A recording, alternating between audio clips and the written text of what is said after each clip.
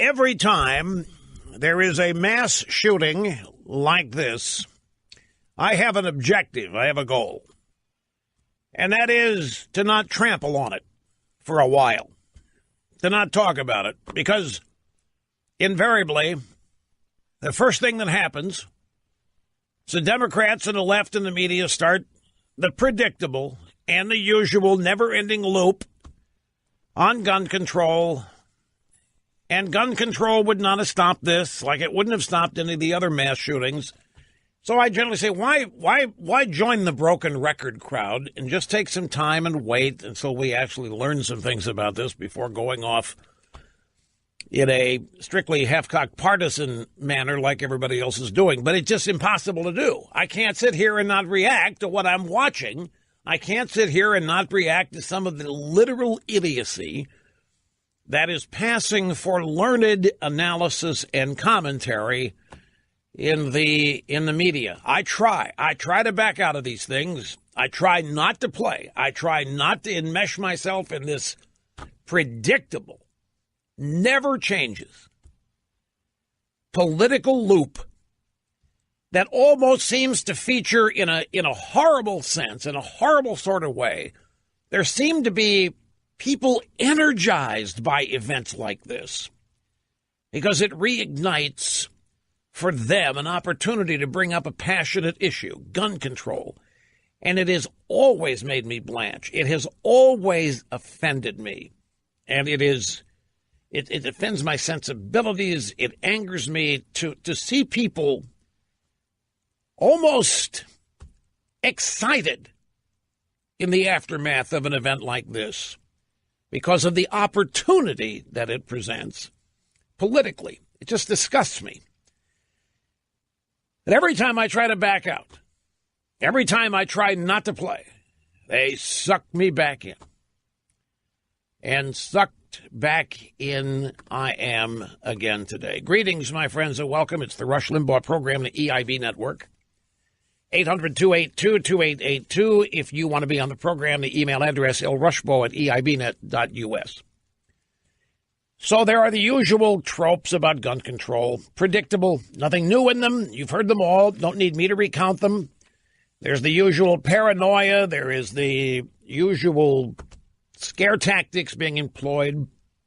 There is, in fact, even in this, the usual blame for Donald Trump. Oh, yeah, this is all Donald Trump's fault. The media cannot wait to report tweets from students at the school claiming not to want any words of condolence from Trump because he's nothing but an obscenity and obscenity and obscenity and obscenity, and they don't want to hear his words. It's his fault. And when you see that, you realize how purely political this is and what an opportunity it presents. But if you patiently spend some time, you will hear some people who do make sense, and it serves a purpose to highlight them. Other people don't make sense, and it makes all the sense in the world to highlight them as well. Right before the program started, there was a pretty big press conference with the usual cadre of nameless officials standing behind whoever was speaking. In this case, it was the local sheriff. Standing next to him was Pam Bondi, the attorney general, and then Governor Scott was stage right to the left of the speaker, and then the usual bunch of people behind him. Sheriff, obviously frustrated. Sheriff said something that I found interesting, and something that has not, I mean, it's been said before, but it's not part of the loop. The sheriff expressed anger at the federal government. The sheriff expressed anger at federal policy. The sheriff expressed a little anger, frustration, maybe a better word, at the federalization of this. The sheriff said everybody knew about this guy. Everybody knew about this kid. The FBI had been warned about this kid. The FBI had been warned about the kid. They didn't do anything about it. In fact, you've heard that, right? You've all heard the FBI was given a specific warning after somebody on YouTube saw the guy's threat. And the YouTuber let the FBI know, and the FBI admits that they knew. Is it possible, ladies and gentlemen, that the FBI may not have the resources to deal with complaints like this? How many people at the FBI are still trying to prove that Trump colluded with Russia? How many people at the FBI are being forced to continue to work and waste time on the Hillary Clinton bought and paid for dossier and trying to link it to Donald Trump? Rush, you better be careful, you're politicized. I'm not politicizing anything. I'm reacting. I'm not starting anything here. But when I hear that the FBI knew about this shooter well in advance and didn't do anything, I have to ask why. And then I start trying to answer my own question, why? And the first answer you get is, well, the kid hadn't done anything yet. There's nothing we can do. And besides that, we're federal, and this is a state-local issue. We don't have any jurisdiction down there. There's nothing we can do. Well, maybe, but do you have anybody that could have done anything anyway? Or how many people are still trying to prove after a year and a half here that Trump colluded with Russia? How many people still tracking down Hillary Clinton's opposition research? In fact, folks, I'll tell you, if you want to blame Trump for this, I could just as easily turn it around and blame it on Hillary Clinton. Hillary Clinton and the Democrats have the FBI so occupied tracking down something that didn't happen, they may not have the resources to pull this kid off the street. How does that sound to you leftists? Absurd? Well, it isn't. But anyway, it takes me back to what the sheriff said. The sheriff said, it was almost pleading. The sheriff said, let us act before these shooters do things. When everybody knows what the shooter is saying on Twitter, posting on YouTube, let us go get the kid. Let us go get the kid and turn him over to mental health professionals and have an examination. Let's get rid of this business where we have to wait for these people to act before we can do anything. And it got me to thinking. We have nationalized the public schools, in a sense, have we not? I mean, school districts, in order to get paid, have to meet federal criteria. That leads to a federal curriculum. The school lunch program, school breakfast program, school snack program, school dinner program, school wine tasting night, school whatever it is all predicated on meeting federal requirements. Even snow days. No, we're a little reluctant here to cancel school because of the snow, because the feds demand that we have 180 days of class, otherwise they're not going to pay us whatever. So it's safe to say that there has been a degree of nationalization of public schools. And when that happens, you know what else happens? The concept of every state becoming an individual laboratory where people in different states can come up with different solutions to different problems to see what works, to try new things rather than to be straitjacketed by federal policy. Right now, the states look to Washington. Schools and states look to Washington. And instead of that, instead of looking to Washington, how about states be granted the responsibility to fix what's happening in their own schools? Because it's different from school to school, circumstances, people. For example, if we allowed the states to independently deal with whatever problems they independently face, we might have some public schools in some states putting armed guards or armed police on premise. I'm not suggesting, I'm just pointing out that somebody might try it. And in so doing, we might find out if it works or not. Right now, there isn't anybody armed at all in these schools except the perps. And the schools themselves are no shoot zones, no gun zones. And the perps all know this. They're sophisticated enough to know this. So if you allowed each state to run its schools, or even you want to get more local than that, allow the school districts to run themselves as they wish. Give this sheriff the power to go grab these troublemakers before they make trouble. See if it works. Find out if it doesn't work. None of that is happening now. In some places, the teachers, some states might allow teachers to have concealed carry permits. That's not the case now. But my point is a whole lot of experimentation, starting long ago, could have been underway by now.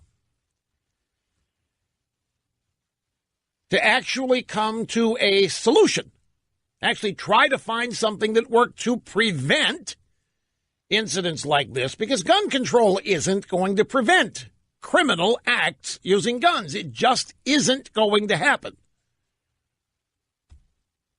The evidence, this is one of the reasons why I don't really even like getting into this in the immediate aftermath, because it's just the endless loop. You go to any state, any district, any country where there are strict gun control laws, and look at France and the Charlie Hebdo situation. No guns permitted, cops are not armed. What happened? Bad guys got guns. Bad guys are going to break the law. By definition, they're going to be able to do whatever they need to accomplish whatever they want to accomplish. If it needs guns, they're going to get them, whether there's a federal, state, local, Martian law preventing it or not. But all of these different states could have the opportunity to actually experiment with solving this. Federal gun control legislation is not a solution. The solution lies elsewhere. Is the solution video games? Who knows? What is the impact of young kids playing video games where it's easy to kill people with the push of a button, and then they come back to life? They're not really dead. What's the impact of this over the course of a young life? I don't know. Is there a desensitization that takes place with all this? But nobody ever looks to banning that kind of stimuli affecting kids. They immediately target guns because they immediately politicize this and make tracks to score political points. And for the liberal Democrats, this really isn't even about enacting gun control. It's simply about another opportunity to advance the issue. I mean, they'd love to do it, don't misunderstand, but they know it's not going to happen in the immediate aftermath of this. But it gives them another opportunity to start bashing Republicans as the usual. Don't care, no heart, don't care about kids. That's the value of this, plus other things. You know, federalism was designed so that states and communities could address problems according to their experience and judgment. Federalism, it means exactly what the word implies. Federalism implies the federal government doing everything. It's the exact opposite of that. Federalism limits the federal government to specifically enumerated powers, and other than that, it's up to the states. States are supposed to be in charge of education, not opportunistic politicians in Washington. I tell you, it is just disgusting to watch a national political agenda pushed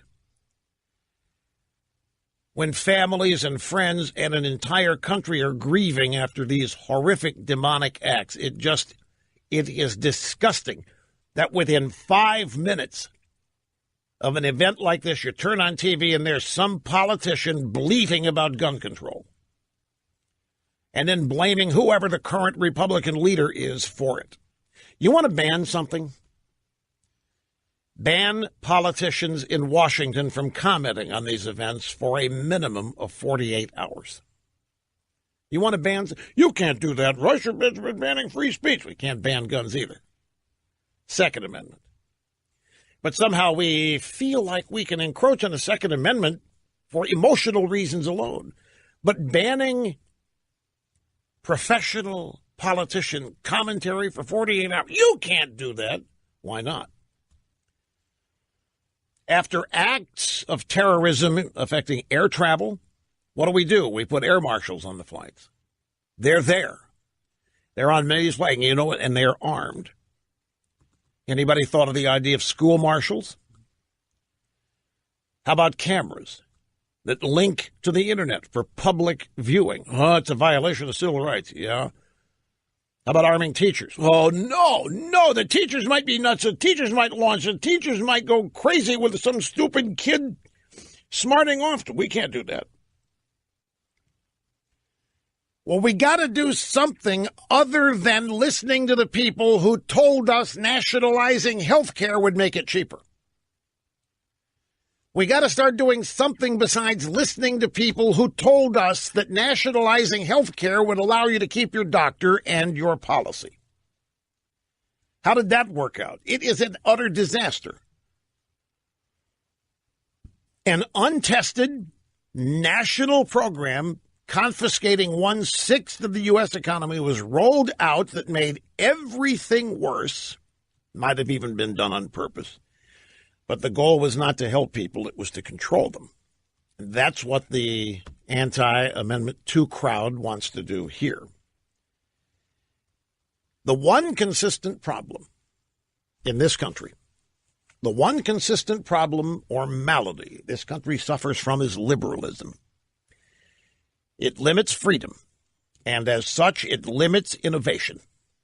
It limits experimentation. Liberalism limits intelligence. It limits new ways of solving problems in exchange for maintaining a status quo that liberals think grants them a political superior position.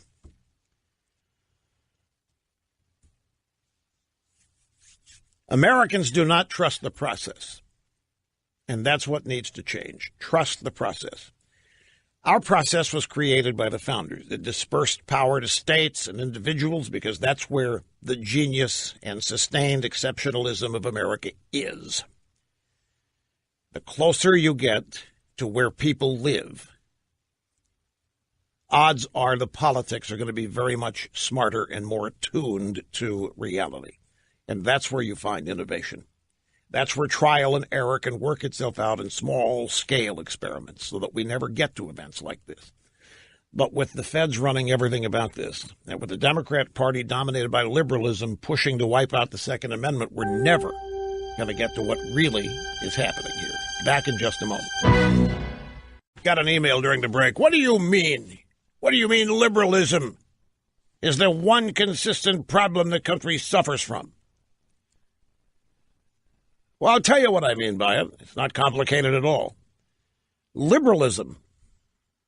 Call it the Democrat Party. I don't care what you call it. Liberalism and the Democrat Party, American left, never allows us to name or identify a problem. We're never allowed to actually identify a problem. It's racist, sexist, bigot, homophobe to do so. If we can't identify a problem, if we can't be honest about what the problem is, you can forget about solving it. And that's why we deal with this endless loop. Same stuff. Over and over and over. I don't care if it's a budget, if it's immigration, school shootings, bad public education, failing cities, stupid health care proposals. There are solutions to every one of these issues, proven solutions, but we can't talk about them because political correctness, which is the official language of liberalism, denies us the opportunity.